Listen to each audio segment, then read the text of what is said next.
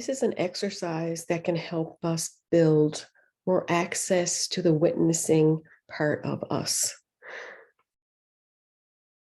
I invite you to sit up straight with your feet flat on the floor, and you can either fix your eyes on a spot or close them, whatever you're comfortable with today. And let's just pause for a moment and notice your breath, bringing your attention to your breath, following it with your awareness in and out of your lungs. Notice your air coming in through your nostrils and down into your lungs, and then back out again. And as you do that, be aware that you're noticing. There's your breath. There it goes in and out. And there you are noticing it. If you can notice your breath, you cannot be your breath. Your breath changes continuously. Sometimes it's shallow, sometimes it's deep, sometimes it's fast, sometimes it's slow. But the part of you that notices your breath does not change.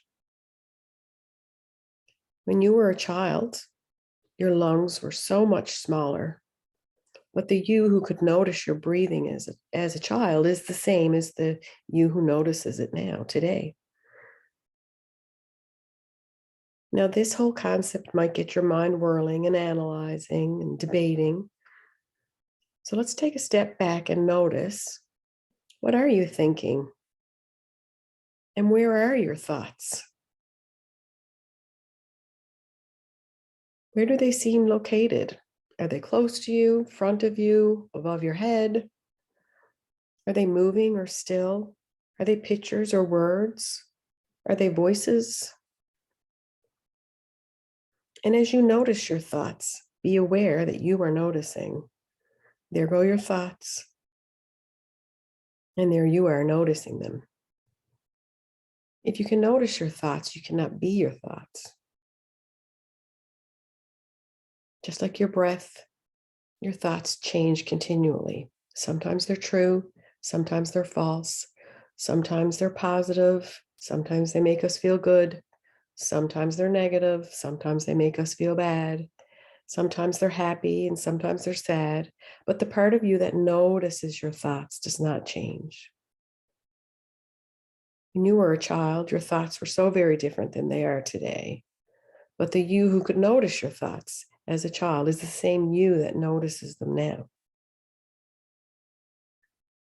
Now, I don't expect your mind to agree with all of this. In fact, I might expect, and you should also expect, that there's going to be some thoughts of resistance throughout this exercise. And also, your mind might debate and analyze and intellectualize whatever it is we say here today. So if you see those thoughts, maybe you can just practice letting them come and go, just like cars passing on the road, and then come back and engage in the exercise, no matter how hard your mind tries to pull you away.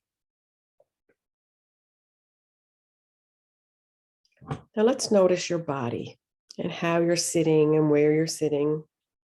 And as you do that, be aware that you're noticing. There is your body, and there you are noticing it. It's not the same body you had as a young person or a baby. Our body is continuously changing. It has grown. It might have had surgeries. You might have had parts even taken out. You might have scars. You might have wrinkles or sunspots or freckles that you might not have had. Our body is continuously changing, right from your skin to your bones. And so as you notice your body, notice that you are noticing it.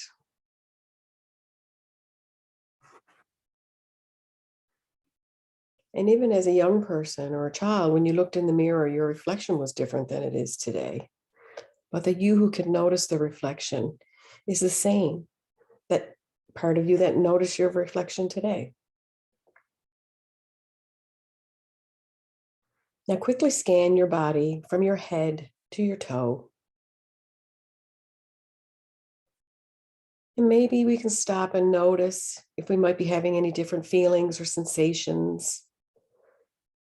And this is an invitation to pick a feeling or a sensation that kind of captures your interest right now. And as you do that, we're going to observe this sensation or feeling with some curiosity. Maybe noticing where it lands in your body, noticing where it stops and starts. Maybe you can, with your mind's eye, draw an outline of that shape of where it lands in your body. Is it light on your skin or does it sink in deep? And if it does, how deep does it go? Does it have a shape? Maybe a temperature, or maybe a vibration. And let's just notice this feeling and sensation. And as you do that, let's be aware that you are noticing it. I'm noticing this feeling. I'm noticing this sensation.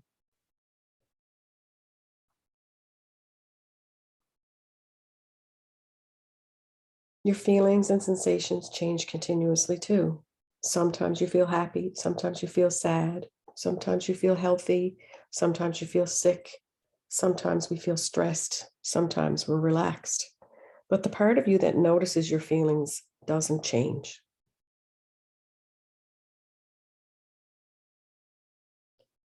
And when you're frightened or angry or sad in your life today or tomorrow, the you who can notice these feelings is the same you that can notice your feelings today or as a child. Now notice the role that you're playing here in this moment. And as you do that, be aware that you're noticing. Right now, you're playing the role of a mindful meditator. But our roles change continuously as well. At times, we've been mother, father, son, daughter, brother, sister, friend, neighbor, rival, student, teacher, citizen in our communities, a consumer, a worker, and our roles constantly change. And as you notice the role you're in right now, in this season of your life, know that these roles change. And the you who notices it will never change.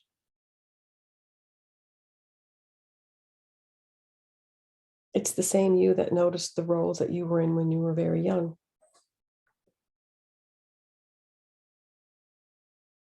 This noticing part of us, in our language, we really don't have a good name for it. So in our work together, we're going to call it the observing self or the witnesser. But you don't have to call it that. You can call it whatever it is you like. And this observing self is like the sky. Thoughts and feelings are like the weather. The weather changes continuously. But no matter how bad it gets, it cannot harm the sky in any way. The mightiest thunderstorm, the most turbulent hurricane, the most severe winter blizzard, these things cannot hurt or harm the sky.